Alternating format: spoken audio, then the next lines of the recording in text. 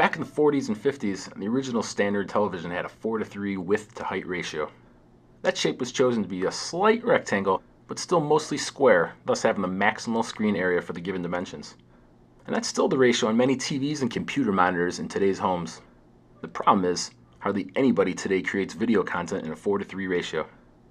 See, this whole problem started when people wanted to watch movies from the theater in the comfort of their own homes. Movie screens are considerably larger than our home television. But more important, the screen is a completely different rectangle and can't mathematically fit on our TV screens without manipulation. A typical TV is 1 1/3 times wider than it is tall.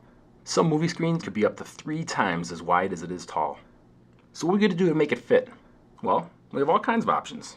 Or we could squeeze and stretch and mangle everything onto the screen to make it all fill up, and everyone would look ridiculously thin and compressed. The good news is, the sound would be just fine.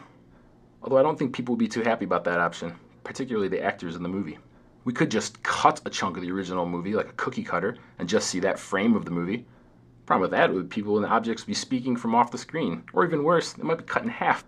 Some movie editors use what's called the pan and scan technique to allow the full height of the TV screen to be used, but pick and choose what section of the original movie should be shown on your screen, thus eliminating the annoying cutting of people.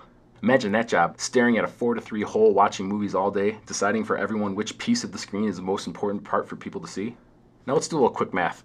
If we compare a major cinematic film produced in a 2.35:1 aspect frame with my standard 4:3 TV screen, we find out that only 55% of the movie can actually fit on the screen at any one time. Just over half!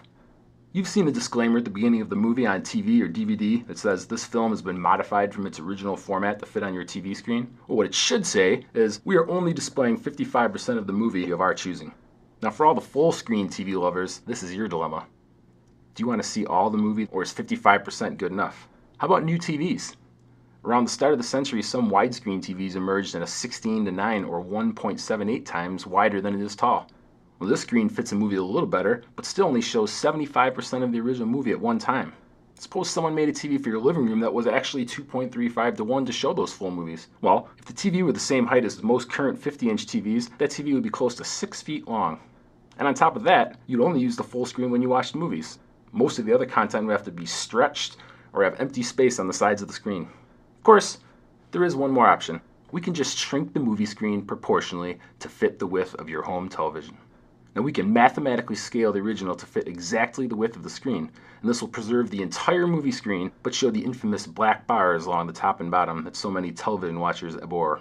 Of course, now you can argue that we're only using 75% of that screen. And that is where the real question is.